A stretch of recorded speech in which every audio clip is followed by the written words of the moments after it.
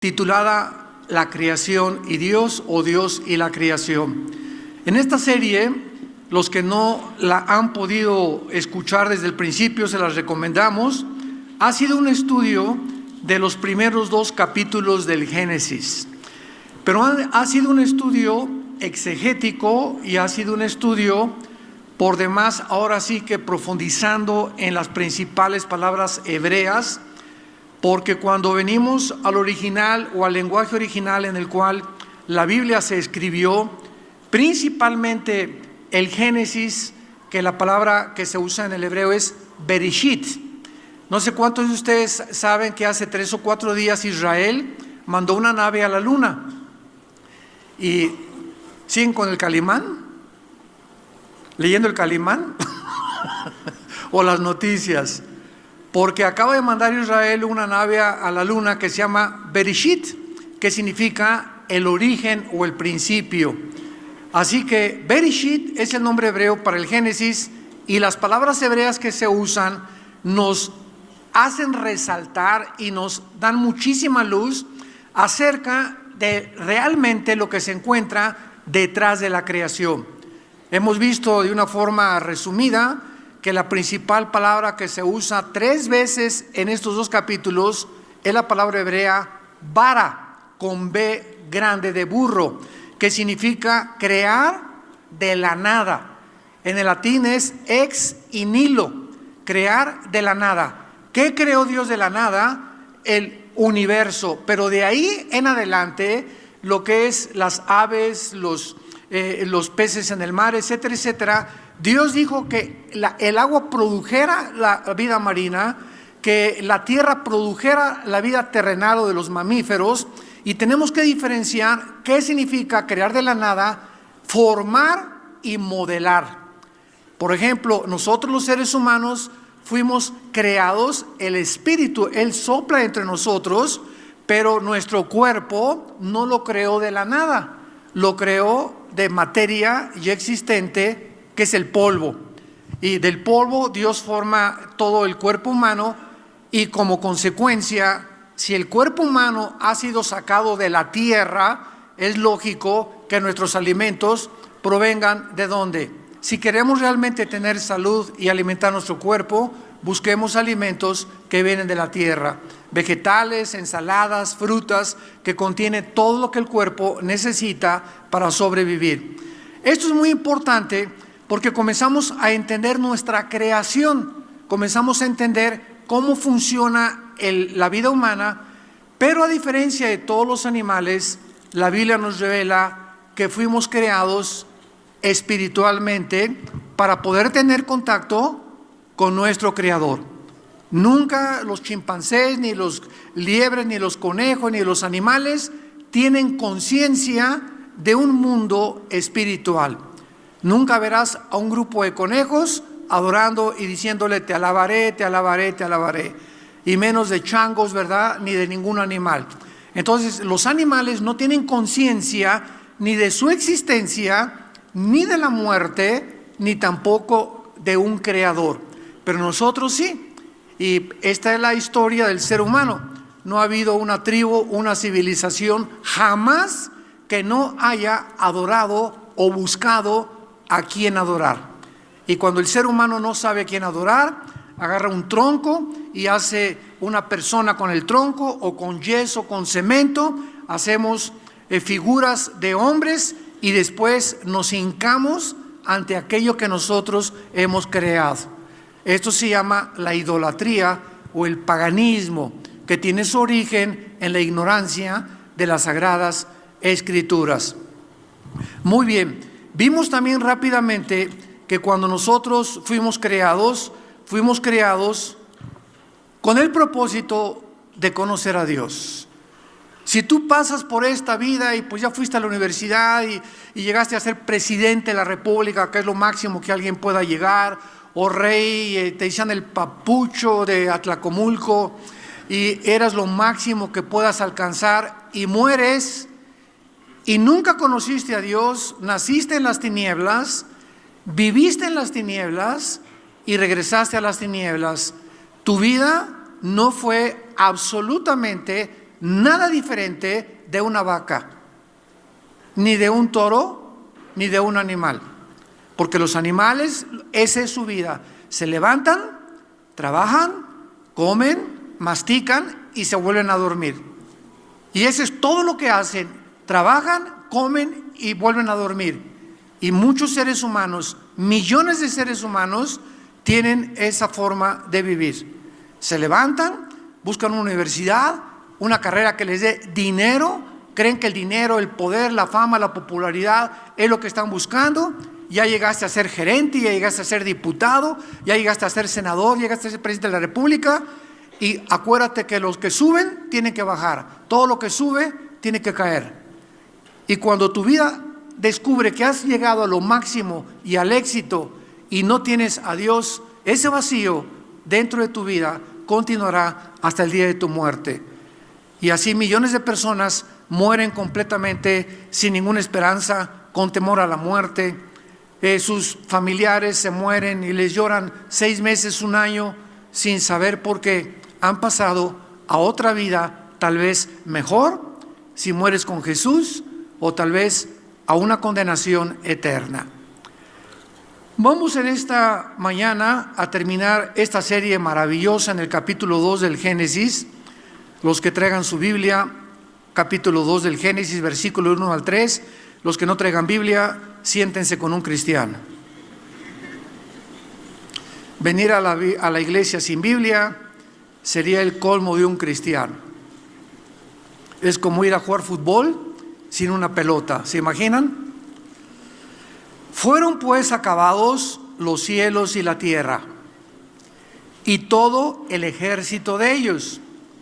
La palabra ejército, que es la palabra tzabá, con T de tío, S de Samuel, A-B-A, tzabá, se usa en la Biblia tanto para las estrellas como para los ángeles. Entonces, cuando Dios habla de que Dios es el Dios Jehová de los ejércitos, han oído esa frase, ¿verdad? Jehová de los ejércitos, ahí está hablando de los ángeles, porque todos los ángeles es un ejército impresionante en el cielo, pero cuando lo usa aquí Dios y todo el ejército de ellos, se refiere a las estrellas. Entonces Dios acabó completamente todo lo que está en el universo, y dice el versículo 2, y acabó Dios en el día 7, o en el día Shevit, o en el día séptimo, como se tradujo. La obra que hizo, reposó el día séptimo de toda la obra que hizo, y bendijo Dios el día séptimo y lo santificó, porque en él, Shabbat, reposó de toda la obra que había hecho en la creación. Vean ustedes que al terminar Dios la creación, la palabra santificar o la palabra bendecir en el hebreo significa poner aparte. Si lo quieres escribir, poner aparte o separar. Cuando la Biblia dice que nosotros somos santos, todo el mundo cree que somos buenos. Y te dicen, yo no soy santo, ¿verdad? O que tú eres muy santo, o sea, eres muy bueno, porque ignoran la etimología o el significado, y la gente comienza a hablar palabras sin conocer la definición ni los términos que están usando. Esto, por ejemplo, es muy importante si eres abogado. Un abogado necesita, al hacer una demanda o al contestar una demanda o hacer cualquier proyecto, tener muchísimo cuidado con los términos que usa, inclusive un punto y una coma fuera de su lugar arruinan cualquier contrato. Tan importante es la escritura y la forma de expresarnos que necesitamos aprender cómo expresarnos. Entonces, cuando nosotros venimos a la Biblia, encontramos que la Biblia nos llama santos a todos los cristianos. Sin embargo, la Iglesia romana hace un proceso que se llama de canonización para que cuando una persona se muera, el Vaticano determina que si esa persona hace milagros después de morir y comprueba que hizo milagros, y quién sabe si fueron milagros, entonces la Iglesia se adjudica el beneficio o ahora sí que el privilegio de dictaminar quién es ante los ojos de la iglesia santo delante de Dios. Y cuando venimos a la Biblia es todo lo contrario. Todos los evangelios están escritos a los santos de Éfeso, a los santos de Corinto, a los santos de Colosia, mientras estaban vivos. Dice primera de Pedro capítulo 1, sean santos porque yo soy santo. ¿Qué significa la palabra santo? Es la palabra hebrea kadosh. Yo no veo que muchos escriban, pero yo creo que de memoria se lo saben ya. Kadosh con Q de queso. Y en el griego, agios con H. Agios, así como suena. Y significa separado para el servicio de Dios. Entonces, cuando la Biblia nos llama santos, significa que hay un grupo de seres humanos en este planeta que Dios ha llamado para ponerlos aparte, para que vivan separados de la moral del mundo, para que vivan separados de las diversiones del mundo, para que tengan una vida aparte y concentren su prioridad en buscarlo a Él en primer lugar. Las personas que no son santas o que no son cristianas, su prioridad es hacer dinero, trabajar, levantarte o hacer ejercicio, que no es malo, pero es una prioridad secundaria para los cristianos. El cristiano tiene como prioridad levantarse en la mañana y ¿qué cosa? Tener un tiempo con Dios, lo que se llama el devocional. Y si no hay este devocional y si no hay ese tiempo con Dios, entonces no has entendido qué es la vida cristiana. Entonces no te diferencias de los demás. Entonces por eso Jesús dijo, busquen el reino de mi Padre en primer lugar y todo lo demás les será añadido. Cuando Dios ve que tú has entendido que tu prioridad en la vida es Él, no te imaginas cómo Dios comienza a prosperarte, a bendecirte, a separarte, a revelarte cosas que la mayor parte de las personas no conocen ni entienden porque no tienen una relación con el Hijo de Dios. Muy bien, veamos entonces que esta palabra santificar es kadosh, que significa separar, ser diferente o apartado. Y aquí es la primera vez en la Biblia que se usa para mencionar que algo está separado para Dios. ¿Qué cosa?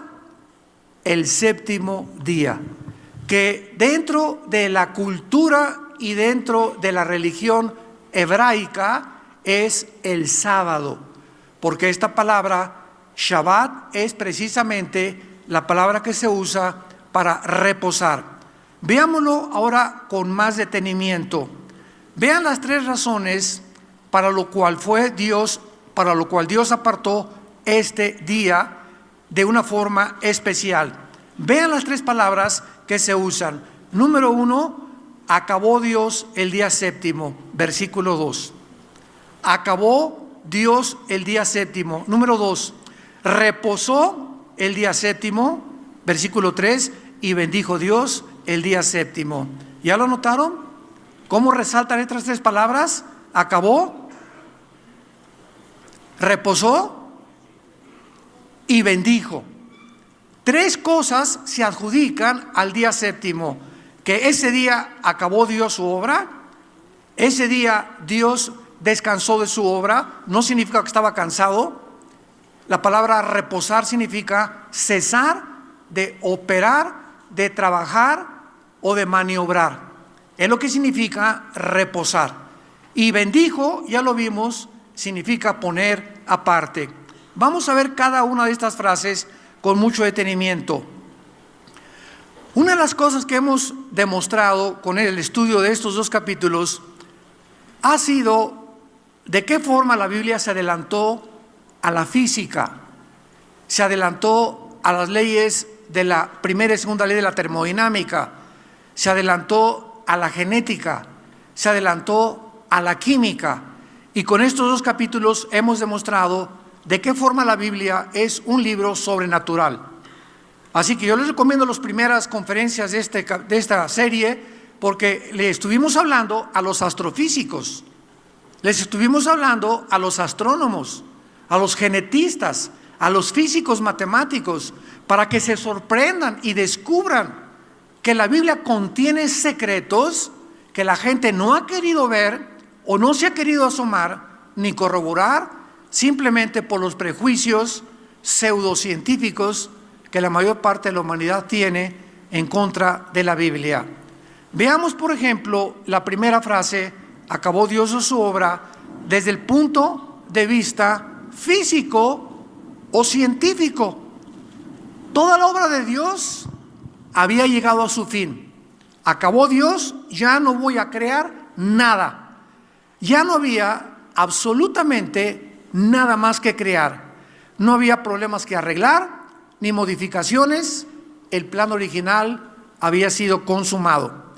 Esto es un argumento poderoso en contra de la teoría de la evolución, que te enseñan en la secundaria, en la preparatoria y en las universidades, y que continúan enseñando sin darse cuenta que la misma teoría absurda, anticientífica de la evolución es la irracionalidad más grande que se ha enseñado desde hace casi un siglo, desde que Charles Darwin la postuló en su famoso libro El origen de las especies.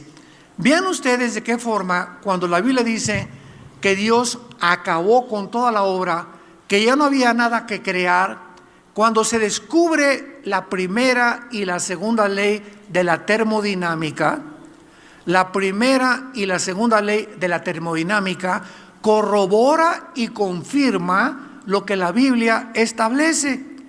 ¿Qué cosa establece la primera ley de la termodinámica? Que es imposible que la materia sea creada o destruida. Nada se crea ni se destruye. La materia simplemente tiene transformaciones, pero no hay una nueva creación de materia en todo el universo cerrado en el que nosotros vivimos. Y la materia que absolutamente, pon tú lo que tú quemas, se convierte en carbón o se convierte en gas, pero jamás desaparece. Es una ley inexorable de la física. Y la segunda ley de la termodinámica, ¿qué cosa postula? Elimina la posibilidad de que un universo ordenado pueda provenir del caos. La segunda ley se llama la ley de la entropía, porque todo se deteriora, todo se oxida, todo se echa a perder, todo sufre un cambio, y no puede el universo haber sido, como algunos siglos enseñaron, que era un universo eterno. Hace un siglo se comprobó que el universo, y esto por la ciencia, tuvo un principio, de acuerdo a la primera y la segunda ley de la termodinámica. Ahora, veamos a continuación esta absolutamente definición de la física, porque no existe ninguna energía natural del universo que se le pueda agregar. Ya no hay nada en el universo que se pueda agregar. Hace una semana descubrieron, no sé cuántos de ustedes vieron en los periódicos, un hoyo negro. ¿Saben lo que es eso? Pues un hoyo negro. Nada más que físicamente tiene otra interpretación, ¿verdad? Porque tú piensas, ¿cómo que un hoyo en el universo, no? Bueno, para que algunos puedan entenderlo, se juntaron muchos telescopios en el mundo y llegaron algunos, ahora sí que observadores y astrónomos, a descubrir lo que hace algunos años un famoso físico ateo inglés que ya murió, Stephen Hawking, ya había él postulado en las leyes de física, que en sus ensayos que él escribió, que existían los hoyos negros. Bueno, él dijo que existían, pero ahora ya se pudieron retratar. Eso fue el grande acontecimiento, y ves en todas las fotos simplemente un hoyo negro y alrededor muchísima luz, ¿verdad? Exactamente como el iris de un ojo. Muchos le llaman el ojo de Dios, porque está en medio el ojo, ¿verdad? Y alrededor mucho como fuego alrededor. Muy bien. ¿Qué cosa es un hoyo negro? No saben cuánto nos han enviado correos para preguntarnos si hay algo en la Biblia que nos pueda orientar, o que si son medios donde a través de ese hoyo, si alguna nave se metiera, nos trasladaría a otra dimensión. Eso es lo que se está manejando ahorita en el mundo de la astrofísica, pero casi se puede llamar metafísica, porque ya va mucho más allá de la física. Entonces dicen, no, pues a lo mejor es un medio de entrar a otra dimensión, o en el universo hay lugares donde podemos entrar y vamos a pasar a otra dimensión. Bueno, la respuesta que hemos dado bíblicamente es la siguiente, y esto es muy importante para todos ustedes como estudiantes, porque esto no se puede descubrir a través de la física más que a través de la Biblia. El universo en el cual tú y yo existimos está controlado por 4 dimensiones nada más. Nos podríamos ir en una nave hasta el final de donde comienza el universo, y desde donde comienza el universo, porque tuvo un principio y tendrá un fin, todo el universo, galaxias, estrellas, etcétera, etcétera, está regido por leyes cósmicas inexorables, como las leyes de la gravitación, las leyes termonucleares, las leyes del electromagnetismo y las leyes de la primera y segunda de la termodinámica. Todo el universo se rige por eso. Gracias a estas leyes, que son constantes en el universo, existe la ciencia. ¿Qué es la ciencia? Bueno, un científico es una persona que observa los fenómenos. Él no puede escribir nada, ni corroborar nada, ni nada puede ser científico si no ha sido observado, si no ha sido probado y si no ha sido demostrado en un laboratorio. Como la teoría de la evolución, por ejemplo, porque es teoría, o sea, no es científica, porque simplemente no se ha podido observar ni demostrar que una especie se cambia a otra especie, que un perro se convierte en un gato, o un hipopótamo a una jirafa, o un león a un camello. No hay ninguna mutación y no existe ningún fósil de ninguna mutación de una especie a otra especie. Entonces, mientras no se demuestre este cambio del famoso eslabón perdido, la evolución continúa siendo una hipótesis, una teoría, meras especulaciones filosóficas de pseudocientíficos que se aferran a algo porque no explican cómo comenzó el universo. Y porque tienen que de alguna manera explicarle al mundo universitario, a los estudiantes, de que pues de acuerdo a una idea tonta, ¿verdad?, de no sé cuál fumaron, comenzó con una explosión el universo y del desorden se formó el orden, cosa que contradice la segunda ley de la termodinámica. Vean ustedes cómo cuando venimos a la Biblia aprendemos a pensar. Aprendemos a pensar. Ya no nos tragamos, ya no creemos tan fácilmente lo que oímos. Ya cuando un maestro te dice, yo no creo en Dios, tú le contestas inmediatamente, lo que usted acaba de decir, maestro, es insostenible filosóficamente. Está usted hablando tonterías. ¿De cuál fumó, maestro? Bueno, no le digas tan feo, ¿verdad? Pero en las aulas universitarias insultan a los cristianos. A ver, los cristianitos hablan tantas tonterías en las películas y en las telenovelas y Discovery Channel, National Geographic, etcétera, etcétera, que son revistas documentales pseudocientíficos que lo afirman, que casi es como si fuera ciencia, y la mayor parte de la gente cree lo que oye, lo afirma. No, venimos de los animales. Cuando comienzas a especular y a ver de dónde tiene su origen y que no hay una demostración, dices, ¿por qué he creído lo que me enseñaron? Al darme cuenta, al comenzar a pensar, que no usé mi pensamiento, sino simplemente fue un acto de fe. De fe, así es, que es una fe ciega, una fe no corroborada ni tampoco comprobada.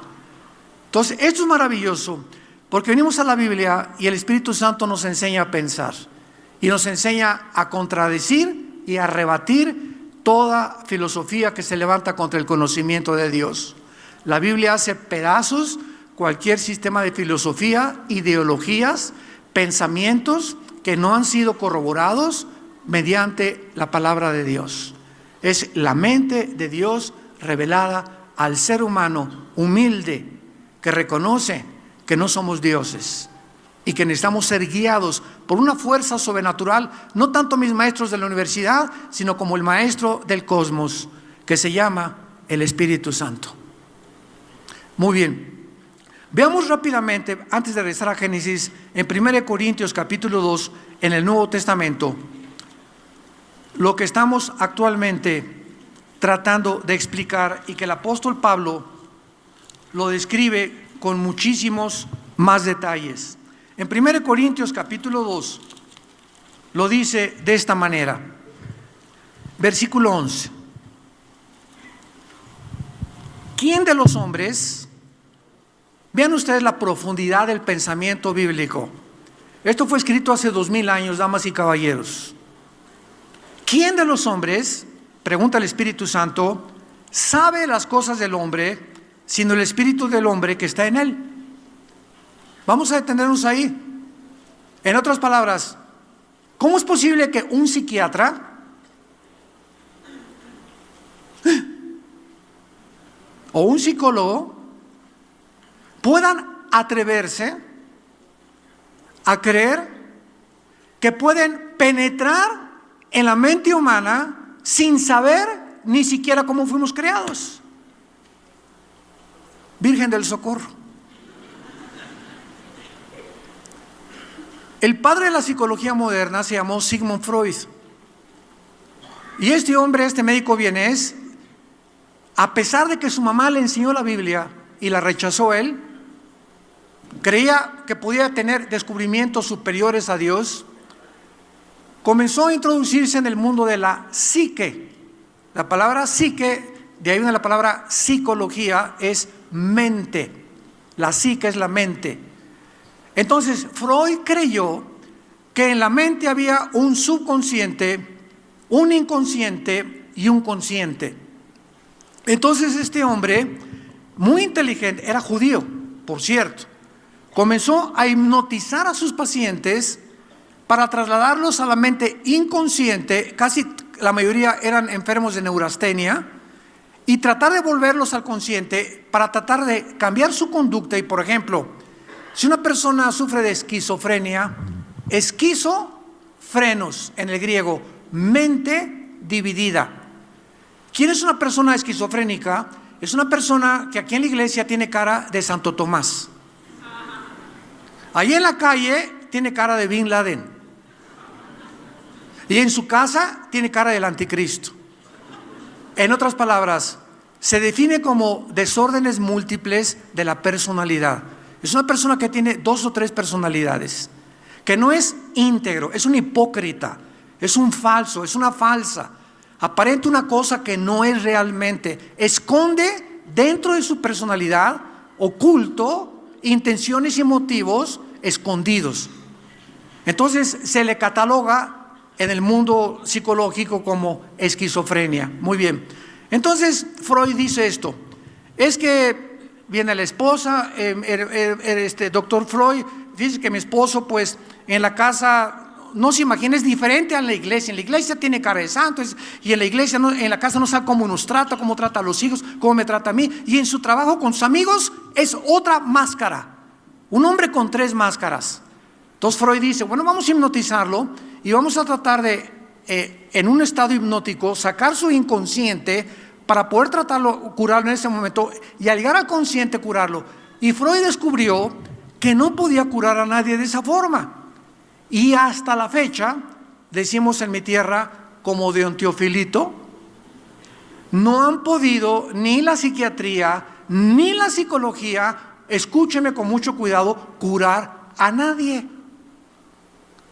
Entonces, un psicólogo, un psiquiatra, ¿verdad? Y es muy respetable esta pseudociencia, la psicología y la psiquiatría. Te dicen, bueno, mira, de acuerdo a el psicoanálisis, que es una de las formas en la que se puede determinar por qué esta muchacha es así o por qué este hombre es así. Te dice el médico, es que te pegaron cuando eras niño, a lo mejor eres homosexual porque te violaron y sufriste traumas sexuales. Entonces, una vez que ellos te dicen el origen de por qué eres así, ahora viene la medicina, no la tienen. ¿Y ahora qué hago para cambiar esa personalidad? ¿O es problemas traumáticos de mi niñez o de mi infancia? ¿Saben ustedes cuál es la terapia que usan? Chochos, pastillas tranquilizantes, Ecuanil, Valium, Prozac, y entonces comienzan a medicar químicamente para que químicamente opere eso en el cerebro y te vuelven un drogadicto. Virgen de las Azucenas. Entonces sales de Guatemala a Guatepeor, como decimos vulgarmente, ¿verdad? Entonces no hay una solución, porque nadie puede cambiar el problema del ser humano más que la sangre de Cristo. Nadie puede realmente saber cuáles son los elementos por los cuales fuimos creados más que el Creador. ¿Y por qué se equivocó Freud? Porque el ser humano no solamente es psique, el ser humano es un ser espiritual. Y ningún libro en los billones de volúmenes que existen en las librerías te va a decir que el origen del hombre es espiritual. Entonces, el espíritu es mucho más profundo que la mente. Entonces hay que llegar al espíritu para sanar a esa persona.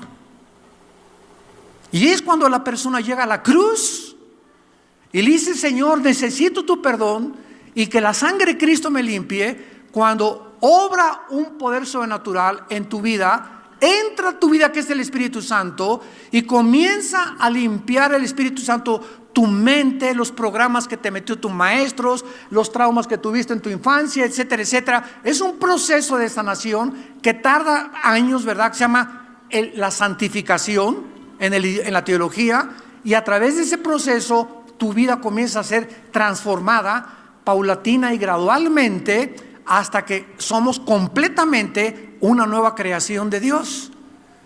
Y lo que éramos ya no lo somos. Lo que yo pensaba antes ya no lo pienso ahora. Mi conducta anterior ya no es la misma. Y si no hay este cambio en un cristiano, es mentira que seas cristiano. Si tú hace 10 o 15 años te convertiste y sigues siendo la misma persona, eres un religioso nada más. Cambiaste de religión, es todo. Pero Cristo vino a revolucionarnos, a cambiarnos, a transformarnos en nuevas personas. Si desde que te convertiste no amas más a tu esposa, a tu esposo, a tus hijos, si desde que te convertiste no tienes más hambre por la palabra de Dios y la Biblia, si desde que te convertiste a nadie le has hablado de Cristo, ni a tus amigos ni a tus familiares, tu cristianismo es completamente falso. No eres cristiano. Vas a la iglesia y crees, pero de aquí para afuera y de la boca para afuera. Interiormente no has sido transformado por el poder de Dios. Y esta es la pregunta que hace 2000 años hizo Pablo. 1 Corintios 2:11. ¿Quién de los hombres sabe las cosas del hombre, sino el espíritu del hombre que está en él? El espíritu es lo único que puede entre nosotros revelarnos nuestra condición. La persona es esquizofrénica, la persona es sociópata, la persona es psicópata, la persona es psicótica, y todos los adjetivos que la psicología le ha aplicado a las personas con problemas mentales, porque todo lo relacionan a la mente, y detrás de todas estas palabras y de todas definiciones se encuentra un espíritu enfermo. Y es el espíritu por el cual vino Jesús a curarnos y a sanarnos. Por sus heridas hemos sido, Isaías 53, sanados. O sea, sanados de qué? Del alma. Jesús viene a sanarnos interiormente. Y cuando el espíritu comienza a ser sanado, tu mente comienza a cambiar. Comienzas a pensar diferente. Porque el problema del hombre, repito, no es psicológico, es espiritual. Y más adelante dice Pablo, así tampoco nadie conoció las cosas de Dios, sino el Espíritu de Dios. O sea, ustedes creen, hablando racional y lógicamente, que el ser humano pueda, mediante la investigación científica o cultural, conocer a Dios. Imposible, ¿verdad? Porque asumiendo que si existe un Dios, ese ser espiritual tiene que ser infinitamente más grande que el caracol que tengo aquí adentro.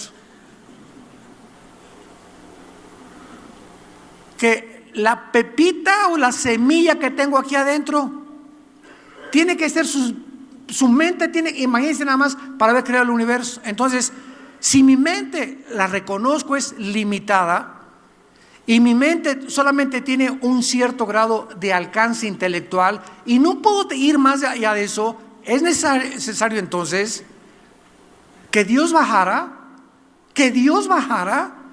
caminara entre nosotros, comenzara a usar un lenguaje que hasta los campesinos y los granjeros y los rancheros entienden, en la semilla, los borreguitos, los árboles, para poder enseñarnos las cosas del espíritu que, usando la naturaleza, se pueden usar como un lenguaje figurativo o como parábolas o como metáforas.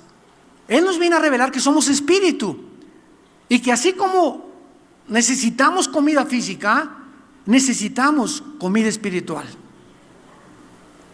Y si tu espíritu no es alimentado con la Biblia, entonces siempre estarás hambriento espiritualmente.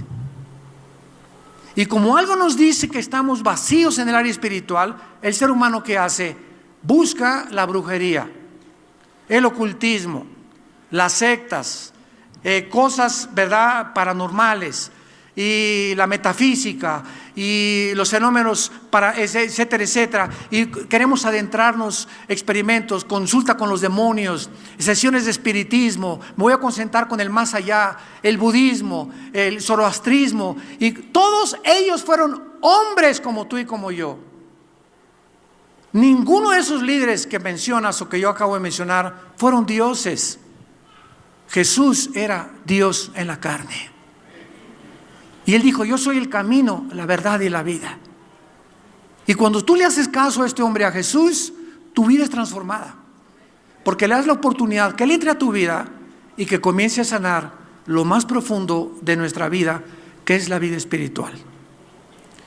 Y más adelante dice Pablo en 1 Corintios 2, versículo 12, y nosotros, hablando ya de los cristianos, no hemos recibido el espíritu del mundo, sino el espíritu que proviene de Dios, para que sepamos lo que Dios nos ha concedido. En otras palabras, no es hasta el momento de tu arrepentimiento y de tu reconocimiento que Jesús es el Hijo de Dios y que en esa cruz pagó con su sangre por tus pecados, que Él entra a tu vida en forma espiritual. Y entonces, teniendo al Espíritu de Dios dentro de mi espíritu, porque somos seres espirituales, comienzo a venir a la Biblia y la comienzo a entender. Porque la Biblia es un libro espiritual. Y por eso viene una persona culta, con 3 doctorados, filósofos, escritores, y patinan cuando la leen. Se estrellan contra cuando la leen. A ver, yo no entiendo esto y por qué Dios permitió estas cosas, etcétera, etcétera. Cabeza de corcholata. ¿Cómo puedes entender los pensamientos de Dios si no es Dios tu maestro el que te los explica? Es como venir un niño, he usado este ejemplo con Alberto Einstein. Imagínense un niño con Alberto Einstein. ¿Qué quieres, niño? Le jala el pantalón a Einstein, un niño de 6, 7 años. explícame tu fórmula de la teoría de la relatividad, E igual a mc al cuadrado. ¿Qué le dice a Einstein? Mira, niño, no te la puedo explicar. Y el niño le contesta, ¿por qué? ¿Que acaso mi cerebro es diferente al tuyo? No, le dice Einstein, tú y yo tenemos cerebros humanos, pero el mío está más desarrollado. Y tú tienes un cerebro de cucaracha todavía, que no ha sido desarrollado. Entonces, aunque yo te explicara la famosa teoría de la relatividad, no la ibas a entender. ¿Por qué? Porque necesitas crecer y aprender aritmética, matemáticas, cuadrados, raíz cuadrada, álgebra, cálculo matemático, matemáticas cuánticas, etcétera, etcétera. Y cuando ya llegas a un nivel de desarrollo, en 10 o 15 años, niño, vas a entender mi teoría de la relatividad. Antes, aunque te la explique, no la vas a entender. Es igual que en la vida espiritual. ¿Cuánta gente quiere entender a Dios?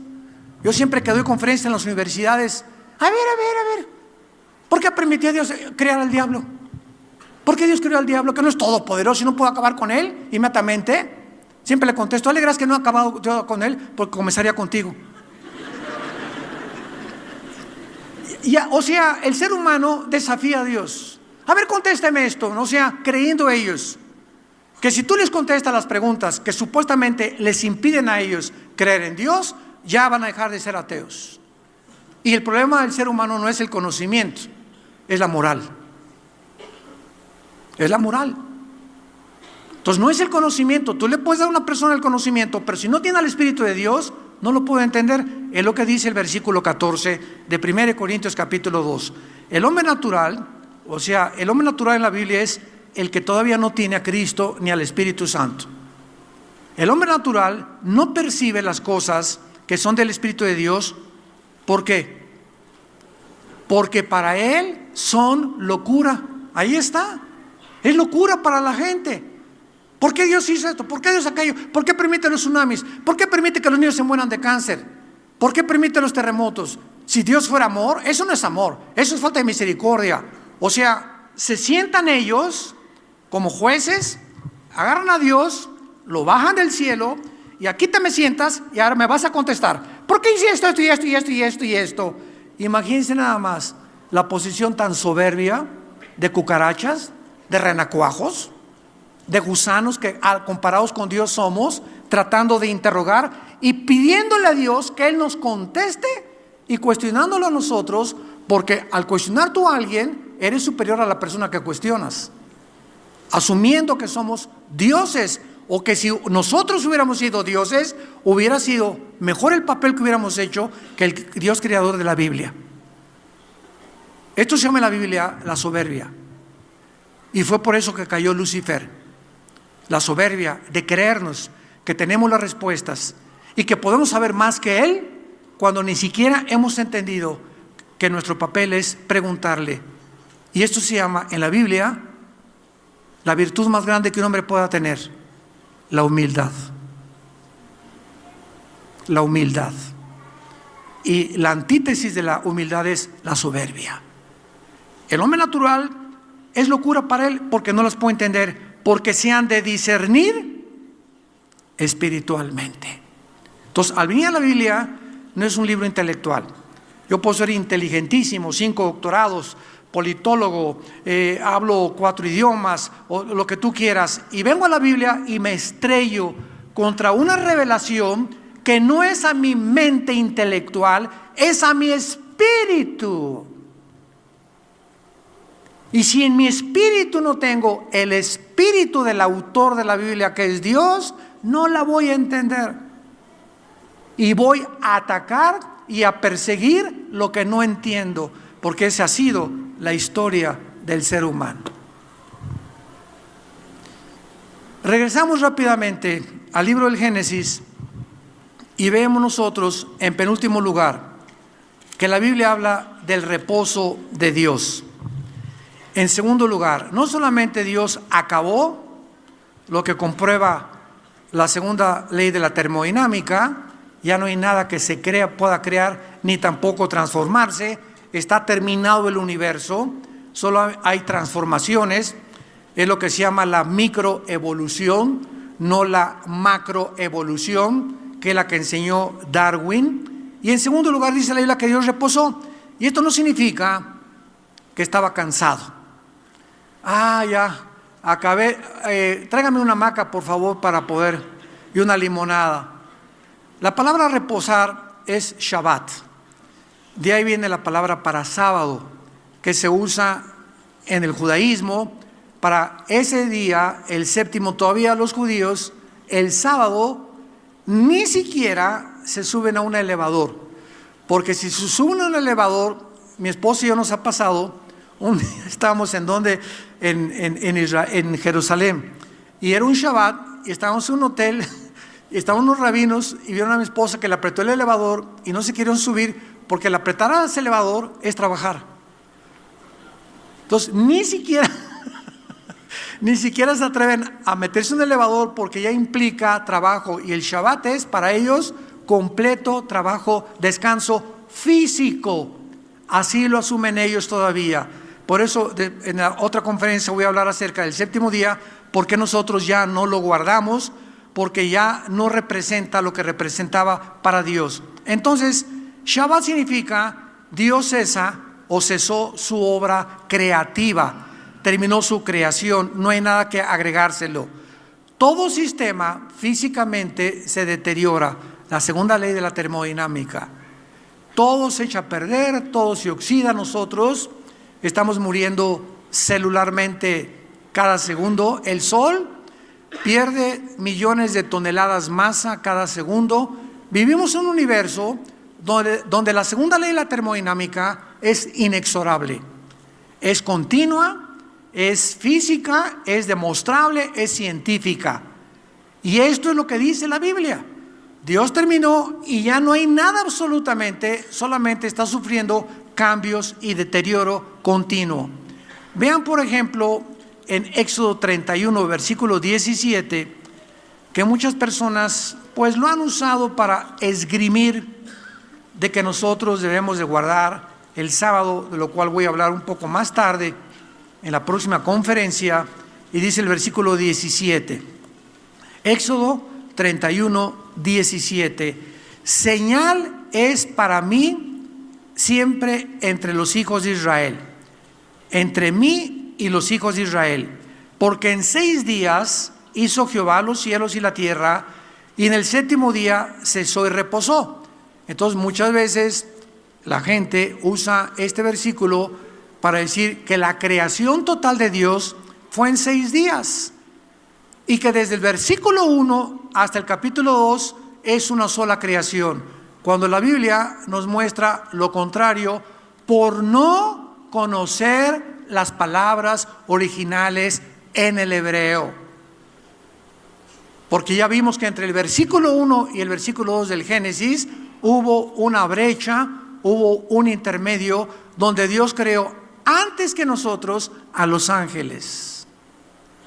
Los ángeles son la primera creación de Dios, los serafines y los querubines. Y hubo una rebelión antes que nosotros en el cielo angelical. Ezequiel 28, Ezequiel 31, Isaías 14, el 12 al 14, etcétera, etcétera. Hubo una rebelión antes de nosotros, y después de esta rebelión angelical, cuando Dios pone al ser humano en la tierra, este planeta ya había sido ocupado por los ángeles. Lo dice Ezequiel 28, lo dice Isaías 14, lo dice Ezequiel capítulo 31, lo dice el Salmo 104.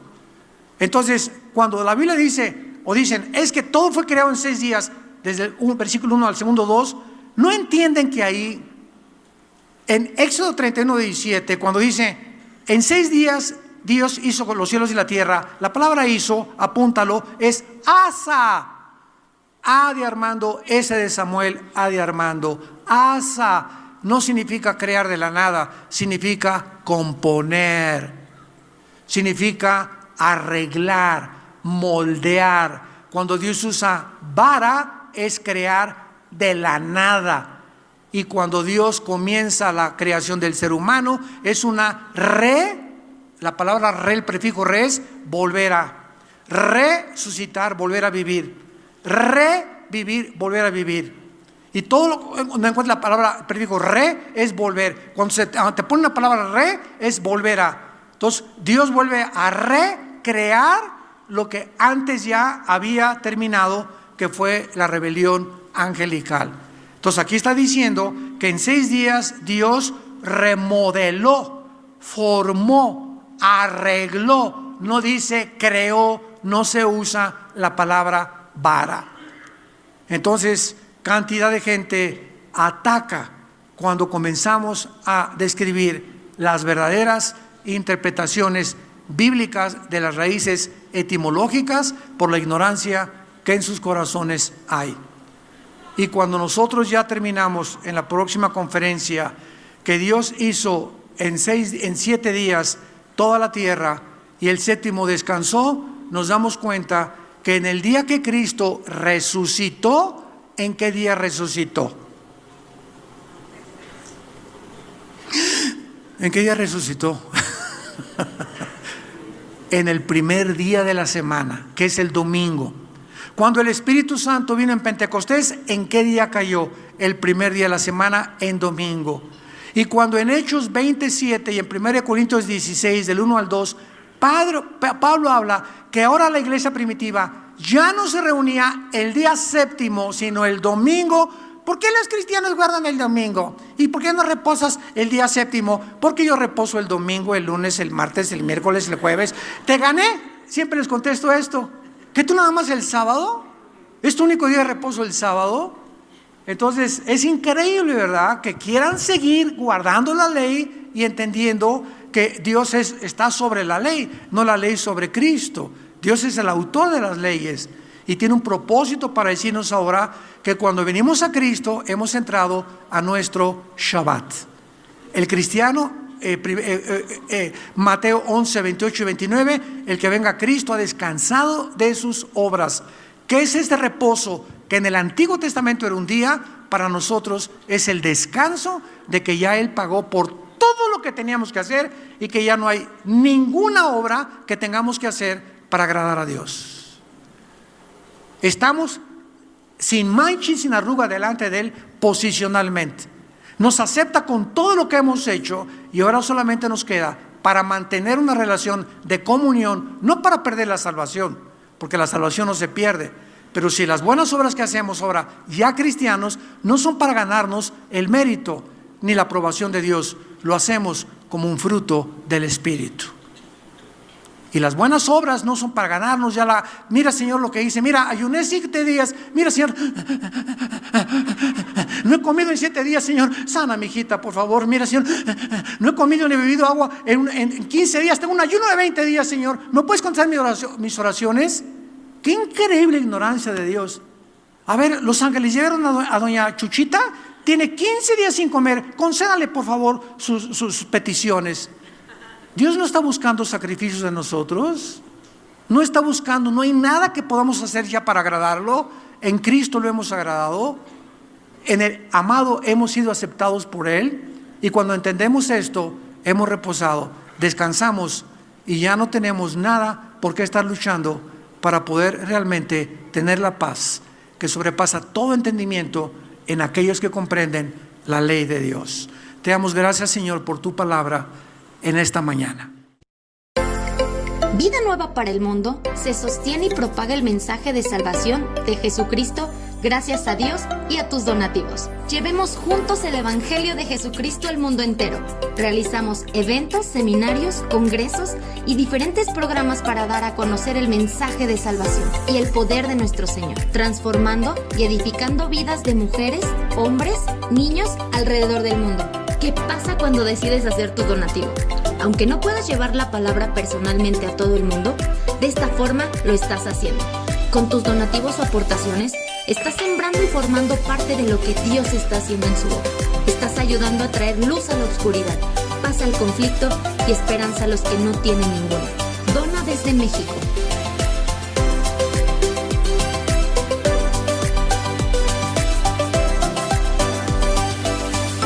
Dona desde Estados Unidos.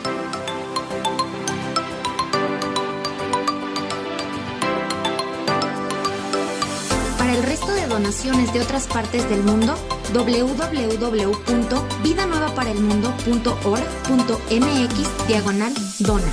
Estamos cumpliendo la gran comisión. Por tanto, vayan y hagan discípulos a todas las naciones, bautizándolos en el nombre del Padre, del Hijo y del Espíritu Santo, enseñándoles que guarden todas las cosas que les he mandado. Y he aquí que yo estoy con ustedes todos los días hasta el fin del mundo.